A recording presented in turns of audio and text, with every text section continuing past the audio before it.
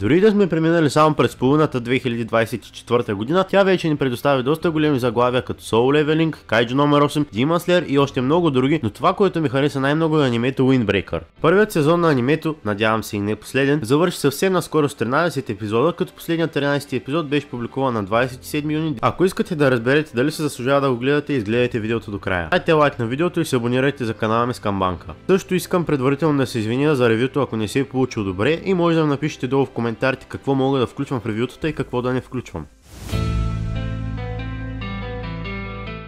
В Windbreaker се разказва за историята на момче на име Сакура, което бива мразен от хората поради външния си вид. Той има коса наполовина черна, наполовина бяла и различен цвят очи. Точно за това той бива мразен и хората не спират да му се подиграват и да му казват да се блади с косата, например цялата в черно. Това обаче се променя, когато той постъпва в новият град, в който се е изместил, а именно града Макочи. Там представите, които той има, тотално се превръщат. Още в пилотният епизод виждаме как Сакура вижда бандити да нападат момиче и той, разбира се, ги ступва от бой, спасявайки момичето. Момичето случайно разбира името на Сакура, поне след като той побеждава бандитите, той им се представя, като им казва да му запомнят името. Като обаче, когато момичето благодари на Сакура, той казва, че не го е направил за да я спаси, а просто защото са го ядосали. След това той отива в заведението на това момиче, където тя работи, и тя му се представя, като казва, че нейното име е Котоха Тачибана, споменавайки, че тя също не е родом от този град. След което Котоха разглежда как изглежда Сакура и е изумена от вида му, като Сакура си мисли, че тя е поредната, която не харесва как той изглежда, и той се приготвя за бой. Тя обаче му казва да не се заяжда и Сакура се очудва и я нарича странна, защото по принцип хората откачат или казват да се промени. Сакура разказва, че точно за това е дошъл в този град, който всъщност е дом на Фурин, най-добрата гимназия за бой, където оценките били лоши, но са най-добрите бойци. Като обаче дори той се признава, че е тъп и единственото, което знае, е да се бие. Целта на Сакура е да стане най-добрият в това училище и да се извиси в най-високата позиция. Когато Сакура е на път да напусне заведението, Котоха го спира и му казва, че не може да стане най-добрия в Фурин, защото е сам. След това, когато той се разходя по улицата, той забелязва същите бандити, с които се е бил по-рано, но в по-голяма бройка. Нещо като Мадара срещу Shinobi Alliance, само че в доста умален размер. Сакура успява да се справя с повечето от тях, но те прииждат и когато Котоха излиза да провери какво се случва, тя става заложничка, като бързо бива измъкната от Сакура. Но не дълго след това те биват приклещени и Сакура си мисли, че всичко е свършено. Точно тогава идват нашите приятели от гимназията Фурин, които с лекота изчистват бандитите. Като тогава Сакура се чуди защо го защитават, а след края на битката Сакура се запознава с първите членове на Фурин, а именно Мацумото, Хираги, Каджи и Янагида. Котоха казва на Сакура, че градът се е променил благодарение на учениците от Фурин, като даже сложили надпис в началото на града. Като веднага след изказването на Котоха, Хираги произнася написането на надписа в началото на града.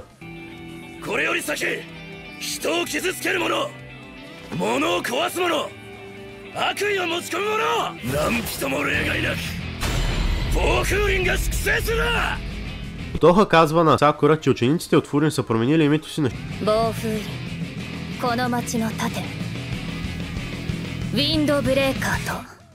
Представите на Сакура за гимназията Фурин тотално биват преобърнати, като несъзнателно не само четиримата от Фурин били герои, но и Сакура се превърна в героя на града. Историята в началните епизоди на анимето се развива в това как Сакура се запознава с неговите съученици от Бофурин, като тези, които играят най-главна роля, са Нирей, Суо и Сугишита. Също се запознава и с други негови съученици като Анзай, Цугеура и Кирио, но с тях се запознаваме по-късно в анимето, в началото само ги виждаме. След запознанството на Сакура с Нирей, Суо и Сугишита, лидера на Бофурин, а именно Умемия Хаджиме, поставя отбори, които да патрулират из града. Като Сакура бива поставен в отбор от самия него, Сугишита, като Сакура и Сугишита не се харесват,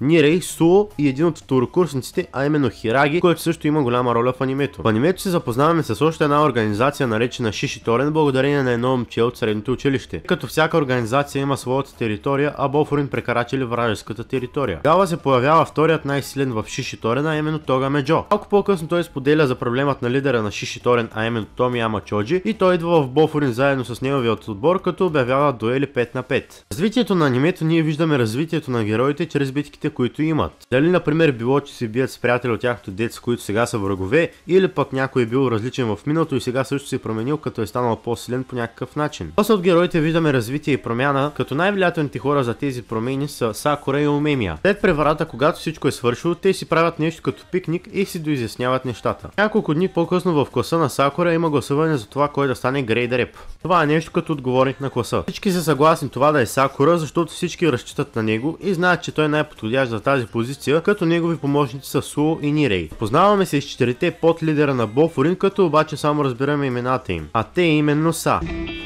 Jikokushu Hito, Tsubakino-san, Komokushu Hito, Mizuki-san, Zoujoushū Hito, Momose-san, そして我らが多聞衆Hito Hiiragi-san、暴風林の中核を担う方たちです。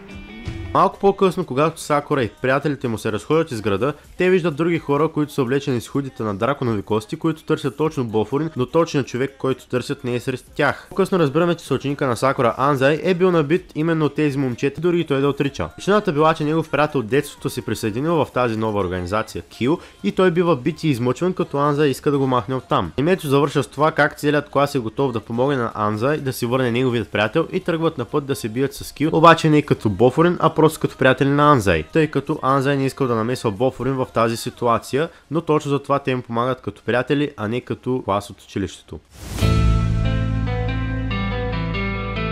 Сакура е персонажът, който се променя най-много по време на анимето, което е нормално, все пак той е главният герой. От човек, който мрази хората заради миналото си, до човек, който вече се старае да възприема хората и да им помага. Котоха и съучениците му играят много важна роля в промяната на Сакура, защото именно заради тях той успява да се промени. Забавното при него е, че винаги когато някой му направи комплимент или му благодари, Сакура се изчервява при това доста и веднага гледа да опрекне човека, с който говори. Също така той винаги нарича хората по някакъв друг начин, а не по имената им. Към края на анимето, когато вече се е променил, благодарение на неговият съученик Нирей, той започва да се мъчи да запомни имената на съучениците си, както и на подлидерите на Бофурин и техните членове. Единственото за Сакура, което си остава все едно и също, е, че все още мисли за бой и не е от най-умните. Нирей е първият съученик от класа на Сакура, с когото се запознаваме. Той не е от типа хора, които са силни и могат да се бият, което до голяма степен е зле за него и е бил спасяван от Сакура. Но стане ли въпрос за информация относно даден човек или дадено място, той буквално е Уикипедия. Пича не просто знае имената на всичките си съученици и второкурсници. Не, той знае имената на цялото училище Бофурин. Буквално каквото и да го попиташ, той го знае, освен в много малко случаи, където той не знае нищо.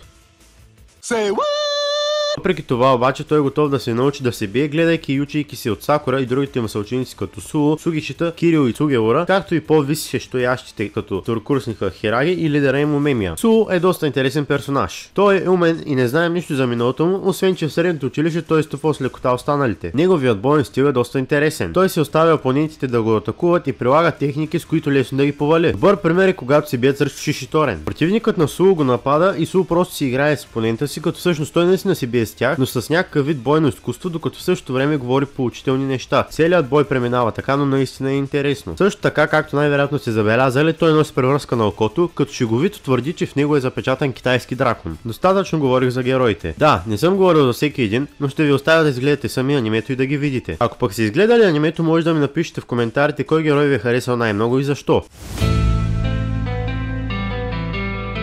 Лично на мен анимето ми хареса. Има неща, които да се добавят и развиват, но това е нормално, все пак е изгледал само един сезон. Любимите ми герои на мен са Сакура и Суо. Развитието на Сакура ми харесва и искам да видя какво ще става за напред с него. Суо пък ми е много интересен персонаж и искам да разбера повече за него. Други герои като Чоджи, Тогаме, Хираги и Умемия също са ми доста интересни. Също искам да разбера какво ще се случи за напред между Фурин и Шишиторен. Например, дали в бъдеще ще се обединят за да победят Кил или нещо такова. Също така много бих искал да разберем повече и да разгледаме другите три подлидера на Бофурин. Анимето от 1 до 10 му давам 8,5, защото е само първи сезон и има още какво да се очаква и за мен лично трябваше поне още малко да разберем за Суо. Надявам се видеото да ви е харесало, пишете долу в коментарите какво мислите, както и какво искате да е следващото видео. Дайте лайк на клипа, абонирайте се за канала ми с камбанка и ще се видим в следващото ми видео.